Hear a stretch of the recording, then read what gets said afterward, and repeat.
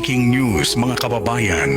Ito na siguro ang video na talaga namang gigising sa damdamin at magpapakulo ng dugo ng milyon-milyong Pilipino. Isa na namang umano'y tangkang pangingidnap at pag-aresto na sinasabing hindi dumaan sa tamang proseso. Bumida na naman si dating Senador Antonio Trililing, bitbit ang NBI para arestuhin si Senador Ronald Bato de la Rosa, dating PNP chief na ayon sa kanyang mga taga-suporta ay wala namang ginawa kundi maglingkod ng tapat sa serbisyo at hulihin ang mga kriminal at adik noong kanyang terminos. Para sa mga hindi pa nakakapanood, ito po ang ilan sa mga malinaw na anggulo ng buong pangyayari na hindi pa gaanong lumalabas sa social media. I-share po natin ang video upang ipakita ang suporta kay Senador Bato de la Rosa. Choking sa sesyon. Kung ako'y absent, hinahanap na ako ninyo. Sumusweldo. Hindi nagpapakita. Ngayon, papakita ko dito.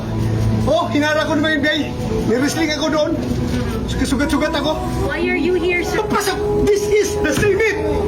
Wala silang respeto sa institusyon ng Senado. Bakit gano'n ang NBI? Ha? Ano pong plano niyo, sir, sa ginawa sa inyo, sir? Pag-usap kami.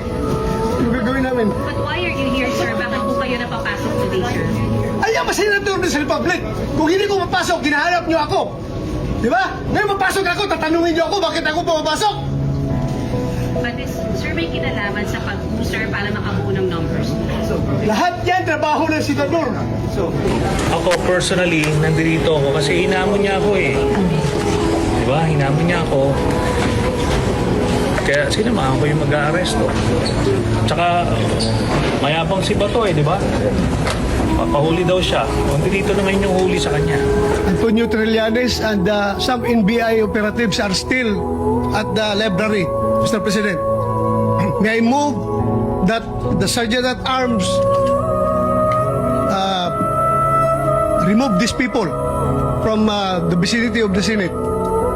I-identify muna natin yung mga nagharang sa atin at i-inquest natin. Kapailan natin ang kaso bago sila palisin dito lahat. Then para tayong king queen dito. Yes. In-assault na tayo dito sa ating opisina. Tapos wala mangyari. Palisin lang natin. We have to arrest them. Dala ka ng papel na hindi klaro. Most likely spurious na warrant of arrest daldalan Trillanes kasi gusto niya madala ako doon sa dahig for rendition. Sino si Trillanes? Hindi siya Interpol, hindi siya ICC, hindi siya PCTC, private individual. Pero siya may hawak ng warrant of arrest na gusto i-implementar kasama ang mga NBI. So, ganito na bang ating gobyerno? Mga kaibigan, mga kababayan, napakasama po sa nangyari. Ako'y binoto ng 20 million na Pilipino para magtrabaho. Ngayon, pinipigilan lang akong pumasok sa Senado dahil ayaw nila na maagaw namin ang liderato ng Senado. Pero hindi sila naging successful sa pagharang sa akin dahil nakapasok ako talaga. Nagipagbunuan ako sa kanila. Makita niyo sa video. Nakipaghabulan ako sa kanila dahil gusto ko talaga pumasok dito. Naharang nila ako para hindi abot ng 13 yung boto namin. Wala kami majority para tuloy pa rin yung state of affairs ng ating bansa. Walang mangyayari sa problema sa korupsyon. Ngayon, na kami na ang may hawak ng majority sa Senado. Asahan po ninyo mga kababayan, everything will fall into its right places.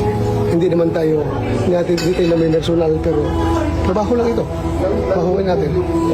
Kung yun lang sana masuportahan nyo kami dito dahil ibang usapan na ito, sobra na mga kaibigan.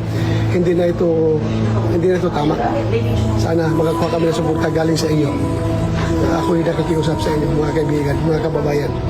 If you love your country, you love the Philippines, please help us preserve the sovereignty of this country.